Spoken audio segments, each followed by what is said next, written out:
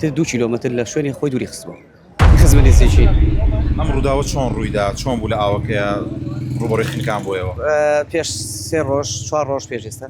لەگەڵ کوڕێکی خاڵیان چون بۆ بەستی گەشت و گوزار ئیتر لەوێ 2-3 جار لە گۆمەکەی یابوو ویستی بیمە لە بکات سێم جار ئاوەکە زۆر سەریا بوو زۆر بوو بردبووی لەگەڵ خۆی کەوتمە ناو چاڵەکەەوە دوای لە چاڵەکەەوە تر زۆر بوو ئاوەکە زیاتر چکە باران باری بوو مەنسبەتەوە تر 2 کیلۆمەتر لە شوێنی خۆی دووری خستبەوە چەند ڕۆژیە بۆ دوای داگەڕان تقریبان بەمڕۆ 4 ڕۆژ 4 ڕۆژە نەخەوتون نەخێر پێم بڵێ تەمەنی چەند بوو 24 ساڵ هاوسەرگیری کردبوو نەخێر